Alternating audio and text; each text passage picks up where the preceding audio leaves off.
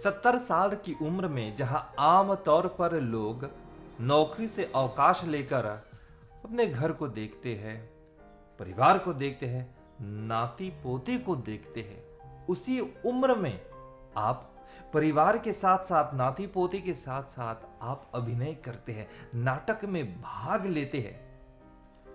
सबके भाग्य में नहीं होता, लेकिन आप करके दिखा रहे हैं और समाज के लिए आप एक उदाहरण बनते जा रहे हैं। आप है प्रेम से बालक। हर समय मेरे शत्रु का ही नाम जपता रहता है।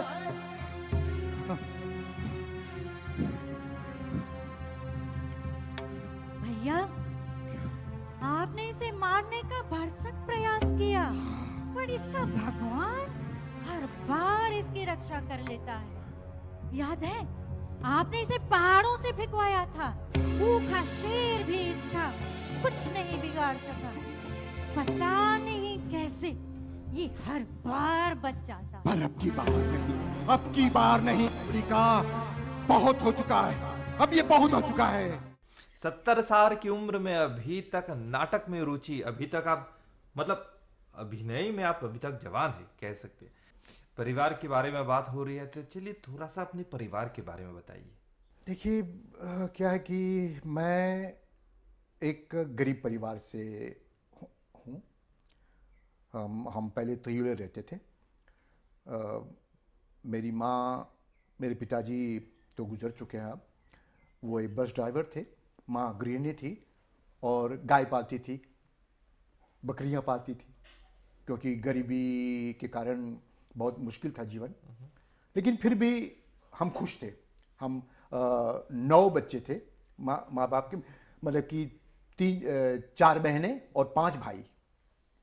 और अभी मेरी 4 बहनें हैं और 4 भाई हैं हम। एक भाई मेरा गुजर चुका है जो स्विट्ज़रलैंड में था। लेकिन हम खुश हैं, सभी खुश हैं। और माँ अभी 89 वर्ष की है, 89 अभी भी है। जी हाँ। और अभी कुछ बीमार है। लेकिन एक बात बताऊं, मेरी माँ फिजिकली बीमार है लेकिन मेंटली बहुत ही स्ट्रांग है। हाँ, इतनी सारी चीज़ें उनको याद है, छोटी छोटी बातें पुरानी जो कि मुझे याद नहीं है। आपकी हिंदी आपने जारी रखी थी? जी हाँ। स्कूल में, कॉलेज में और उसके बाद में भी बैठगांव में।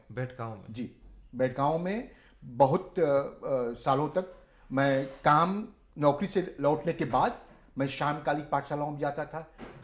जो रविवार के दिन पाठशाला हुआ करते थे, वहाँ मैं पढ़ने जाता था। इससे फायदा हुआ? अब बहुत वही, इसी के कारण मैं हिंदी अध्यापक बन सका। अगर जैसे ही मैं 14 साल की उम्र में अगर नौकरी करने लग गया और स्कूल पढ़ाई बंद कर देता तो फिर तो वहीं रह जाता ना। देखिए, यहाँ पे मैं एक बात पर जोर देना चाहूँगा कि हमारे नौजवान लोग भाषा सीख रहे हैं, हिंदी सीख रहे हैं, बहुत ही बढ़िया। लेकिन आप लोग सीखते जाइए, पता नहीं कब कहाँ कौन सा दरवाजा खोल जाए। एग्जैक्टली, बहुत जरूरी है कि आप अपनी कोशिश जारी रखें। क्योंकि एक बड़ी बात है, एक बड़े लेखक ने कहा है, कोशिश करने वालों की हार नहीं होती, लहरों से डरकर नौका पार नहीं होती। क्या बात है, आप एक उदाहरण तो है हमारे सामने। आगे बढ़ते हैं, फिर पढ़ाई लिखाई हो गए, फिर आप डिप्टी हेड टीचर? जी हाँ, लगभग देखिए 74 के बाद 2010 में 2011 में तब जाके डिप्टी हेड टीचर बना। और काम करते समय आपका नाटक भी साथ साथ चलता था? हाँ, जब भी मौका मिलता था तो हम करते रहते थे। और नाटकों के साथ साथ उस समय तो शुरू में, जब मैंने कहा ना 73 से कंपटीशन चलते थे हर साल मिनिस्ट्री की ओर से, उसमें भाग लेता रहता था। और पहली बार मुझे एक फुल लेंथ नाटक में काम करने का मौका मिला, वो है महेश राम जवन जी के साथ, और वो था एक था गधा, 1981 में। एक था गधा शरद जोशी जी का एक नाटक था, बड़ा व्यंग्य नाटक। और उसमें जो मेरा रोल था, मेन रोल उसमें भी था, इतना मुश्किल था क्योंकि वो जो उसमें मुझे नवाब का रोल दिया गया था, उसमें तस्वीरें हैं। तो उसमें जो नवाब का रोल मुझे मिला था, वो नवाब एकदम पागल था, वो गधा था, वही था गधा। और वो जो डायलॉग बोलता था छोटे छोटे छोटे छोटे, और विषय बदलता रहता है, तो उनको याद करने के लिए, कंठस्थ करने के लिए बहुत मुश्किल होता, बहुत मुश्किल हुआ था। तो लेकिन फिर भी उस समय में मैं जवान था, काफ़ी समय लगा, 5-6 महीने रिहर्सल, लेकिन याद हो गया। यह प्रश्न मैं हमारे नौजवान की ओर से पूछ रहा हूँ ताकि ये लोग भी सोच रहे हैं कि चलिए नाटक कर लेते हैं। तो प्रेम जी, अभिनय करना मुश्किल होता है या फिर आसान? नहीं, मैं इसके लिए ये कहूँगा कि वो आसान भी है और आसान नहीं भी है। आसान कैसे है? हम सोचते हैं कि अरे फिल्म देखते हैं, सीरियल देखते हैं, या कोई स्टेज पर देखते हैं, कोई अरे ये तो बड़ा सहज है, ये क्या कर रहा है। लेकिन जब स्टेज पर आते हैं, खुद करना पड़ता है, तब लगता है नहीं, बात वो नहीं है। लोगों के सामने जब डायलॉग बोलना पड़ता है, मूवमेंट्स होते हैं, एक्सप्रेशंस होते हैं, तब लगता है कि नहीं, ये सहज काम नहीं है। मतलब कि इसके लिए प्रशिक्षण पाना जरूरी है। जैसे कि मैंने कहा, मुझे तो पूरा प्रशिक्षण मतलब कि नहीं मिला जैसा मिलना चाहिए था। वैसे मेरी इच्छा थी नेशनल स्कूल ऑफ ड्रामा में जाने की, लेकिन दुर्भाग्यवश नहीं जा पाया। क्या करें, अब कोई बात नहीं। लेकिन मतलब कि सहज नहीं है। अभिनय को ठीक से समझने के लिए, किसी भी कैरेक्टर को ठीक से जानने के लिए, समझने के लिए, उसके साथ न्याय करने के लिए आपको बहुत कुछ ऑब्जर्व करना पड़ता है। मतलब कि जो भी आप जहाँ रहते हैं, जहाँ जीते हैं, जहाँ पर काम करते हैं, उन सभी लोगों को देखना पड़ता है कि ये आदमी कैसे चलता है, कैसे बात करता है। अगर वो शराबी है तो किस तरह से बात करता है, कैसे चलता है। मतलब कि कोई डॉक्टर है, कोई पुलिस है, कोई पॉलिटिशियन है, तो मतलब कि हर एक कैरेक्टर का अलग अलग स्वभाव होता है। उनके स्वभाव, उस स्वभाव को जानना, पकड़ना पड़ता है, और उसके साथ अपने में उसको लाना पड़ता है। मुझे अगर एक रोल मिला है कोई किसी डॉक्टर का, तो मुझे पहले एक डॉक्टर को ऑब्जर्व करना पड़ेगा, देखना पड़ेगा वो कैसे बात करता है मरीजों से, कैसे चलता है, क्या करता है, वो एक्शन क्या करता है, मतलब कि उसके दिमाग में क्या चल रहा है, वो अपने में लाना पड़ता है। ये ज़रूरी है, मतलब कि एक कैरेक्टर को समझने के लिए। जब तक आप एक कैरेक्टर को ठीक से समझेंगे नहीं, एक चरित्र को ठीक से समझेंगे नहीं, आप उसके साथ न्याय नहीं कर पाएंगे उस कैरेक्टर के साथ। तो इसलिए बहुत ज़रूरी है उसको समझना, तब हम एक अभिनय ठीक से कर सकते हैं। और मेरा ये होता है, मेरी कोशिश ये होती है कि जब भी मुझे कोई भी कैरेक्टर करने के लिए मिला, तो पहले मैं उसको समझने की कोशिश करता हूँ। अगर कुछ समझ में न आए कहानी के दौरान, तो मैं डायरेक्टर से बात करता हूँ। कभी कभी लेखक डायरेक्टर एक ही आदमी होता है, तो ज़्यादा समझ में आ जाता है। लेकिन कभी कभी लेखक कोई और है, डायरेक्टर कोई और है, तो लेखक तो लिख कर चला गया, लेकिन जो डायरेक्टर है उसकी बातों को बहुत ध्यान से सुनना पड़ता है, समझना पड़ता है। तो हम उससे डिस्कस करते हैं कि आप क्या समझते हैं इस चरित्र के बारे में, क्या विचार है आपका। तो जो समझाते हैं, तो इस तरह से आसानी होती है। यहाँ क्या हुआ था, काहे इतना शोर मचावत हो सा? कुछो नहीं दादा।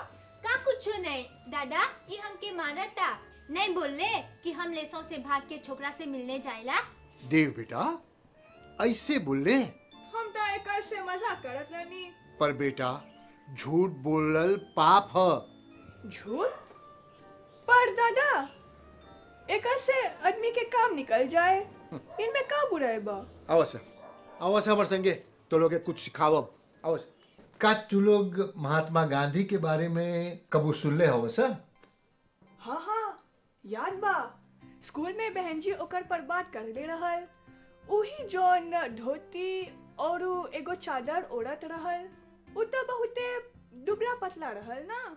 ओकर धोती और ओकर पतला पतला पर नहीं जा, वो आदमी भारत में क्रांति अनले रहलन, और वो देश के राष्ट्रपिता भी रहलन। सच्चे? तका उ अंग्रेज लोगन के मारपीट के भगैलन? नहीं बेटा नहीं, वो तो अहिंसा के पुजारी रहलन, और उनकरा झूठ से भी नफरत रहल। लगत बा कि तू ओकर बारे में बहुत जानेला, बहुत पढ़ले हवा। बेटी, हमार रिश्ता हम सकब बोले कि उनका साथ बचपन से बा। अपन दादी से हम उनका बारे में बहुत कुछ सुनले हैं। हमार दादी बोला चलन कि जब हमार बाप उनकर कोख में रहल, तब से उस समय गांधी जी 1901 में छोड़ा से सर, चला सा हमार संगे। ई कहाँ गई सा दादा? अभी अभी हम तहर बाग से आवत हैं। दादा गांधी जी। वहां देखा। भाई बहन, हम तो लोग के देश देखनी, स्वर्ग जैसन सुंदर बा। हमर तो लोग खातिर यही संदेश बा कि अपन लड़का के खूबे पढ़ावा लिखावा, अपन लड़का के राजनीति में प्रवेश दिलावा, काहे कि आगे चल के यही लड़का अपन देश के भागदौड़ सकी अपन हाथ में ले। और हमार तीसरा संदेश ई बा कि अपन गिरमिटिया भाई बहन लोगन संगे भाईचारा से रहिए, एकजुट होकर रहिए। आए तो सुन ले जा, देख ले जा, का बोलन है। 3 गो बात बोलन।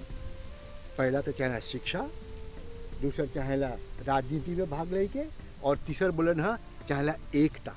आपके नाटकों को देखकर, आपके अभिनय को देखकर, हालांकि आपने कहा कि उतना वो औपचारिक प्रशिक्षण नहीं मिला, स्कूल में जाने का मौका नहीं मिला, लेकिन फिर भी स्टेज पर वर्कशॉप में आपने बहुत कुछ सीखा। हाँ जी। आपकी रुचि थी, इच्छा थी नेशनल स्कूल ऑफ ड्रामा में जाने की। बिल्कुल बिल्कुल सही कहा आपने। वो बहुत ही पहले से ये मेरी इच्छा थी कि मैं नेशनल स्कूल ऑफ ड्रामा में जाऊं। भारत में, इंडिया में है, दिल्ली में वहाँ पर है। और क्या है, मैं बताऊं कि नेशनल स्कूल ऑफ ड्रामा, हम मॉरिशस से बहुत सारे लोग NSD के छात्र रह चुके हैं, तो मेरी भी इच्छा थी। तो क्या है कि उस समय में, उस ज़माने में जो थिएटर का जो सेक्शन था वो मिनिस्ट्री ऑफ एजुकेशन के साथ संलग्न था। मतलब कि एजुकेशन, लेकिन सेक्शन वो था ड्रामा सेक्शन, और ये स्कूल का, तो हमारा स्कूल का था। तो मैंने बात की लोगों से कि देखिए मेरी इच्छा है वो जाने के लिए। तो उन लोगों ने मुझे बताया कि देखिए अगर आपको जाना है वहाँ पर तो स्कॉलरशिप दिए जाते हैं। हाँ, एक बात और बीच में मैं बता दूँ कि वहाँ पर हर एक स्टेट के लिए 1 सीट रिजर्व होता है। हर साल नेशनल स्कूल ऑफ ड्रामा में एंट्री मिलती है लेकिन मॉरिशस के लिए, विशेष रूप से मॉरिशस के लिए 2 सीटें हर साल रिजर्व रहती थी। और मॉरिशस से 2 लोग जाते थे वहाँ पर कोर्स के लिए। हमारे कई दोस्त वहाँ पर से गए। तो मैं भी चाहता था कि मैं जाऊँ, तो मुझे ये कहा गया कि नहीं है, अगर आपको जाना चाहते हैं तो आपको अपने जो एजुकेशन में जो है स्कूल को छोड़कर आपको ड्रामा सेक्शन में आना पड़ेगा, जो कि मैं नहीं चाहता था। मैं चाहता था कि मैं स्कूल ही में ही रहूं, तो ये नहीं हो पाया और NSD नहीं जा पाया। एजुकेशन से लगाव, बच्चों से लगाव, तो वहाँ पे भी सैक्रिफाइस करना पड़ता है। क्या करें। लेकिन जी, आपका जो सैक्रिफाइस है वो व्यर्थ नहीं गया। आपको मौका मिला है ऐश्वर्या राय के साथ जैसे बड़े अभिनेत्री के साथ काम करने के लिए। इसके बारे में थोड़ा सा बताइए। देखिए रितेश जी, मैं समझता हूँ कि मेरा सौभाग्य रहा है कि 2000 में लगभग, मैं समझता हूँ, या 1999 में ऐसा कुछ ये प्रोजेक्ट चल रहा था कि अलबेला एक फिल्म बन रही थी, और गोविंदा और ऐश्वर्या राय और जाकी श्रॉफ ये सब थे। तो उसकी शूटिंग मॉरिशस में चल रही थी। कुछ तो कहीं और हुआ था, लेकिन कुछ शूटिंग यहाँ पर हुई थी। तो उसमें एक पादरी का रोल, मोपिया का रोल मुझे मिला था करने के लिए। एक छोटा सा था, फिल्म के लास्ट सीन में वो आता है। तो 2 शॉट थे उसके, एक कपालेरो के सिमिचे में लिया गया ऐश्वर्या राय के साथ, और दूसरा 6 महीने के बाद में दूसरा शॉट लिया गया बेलिया के चर्च में। लेकिन ये मेरा सौभाग्य मानता हूँ मैं अपने को कि मुझे ऐश्वर्या राय के साथ काम करने का मौका मिला, और इतनी बड़ी अभिनेत्री, और विश्व सुंदरी थी, तो मैं समझता हूँ I was very lucky for that. उसको सामने देखकर आपको कैसा लगा? बहुत अच्छा, बहुत बहुत अच्छा। खुश। मैं बताऊं, ऐश्वर्या राय जी हालांकि इतनी बड़ी टॉप अभिनेत्री हैं, फिर भी डाउन टू अर्थ एकदम। कोई घमंड नहीं, कोई दिखावा नहीं, बल्कि एकदम साधारण नॉर्मल। अगर कोई भी उनसे बात करे तो बड़े प्यार से बात करती है। एक बार तो जब शूटिंग हो रही थी तो कुछ लोग आते हैं शूटिंग देखने के लिए, तो एक महिला अपने बच्चे को लेकर आई और कहा कि एक फ़ोटो लेना चाहती है उसके साथ। ऐश्वर्या राय ने खुद बच्चे को अपने गोद में उठाया और फ़ोटो लिया। तो मतलब कि हालांकि वो इतनी बड़ी हस्ती हैं, फिर भी एकदम साधारण। और उनकी ब्यूटी की सुंदरता के बारे में क्या बताऊं, कुछ बोलने की ज़रूरत नहीं है।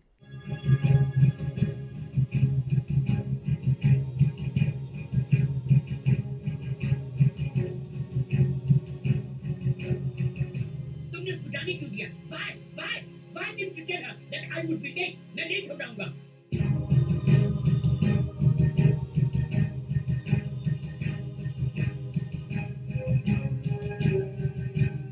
यह था अलबेला जी। अब अलबेला को छोड़कर और कौन से मूवीज, कौन से सीरियल्स, कौन से अंतर्राष्ट्रीय नाटकों में भाग लेने का मौका मिला? देखिए, एक तो है, अगर नाटक की बात करें तो गूंगा इतिहास के साथ हम भारत में भी गए थे। 5-6 शहरों में उनका हमारा शो हुआ था।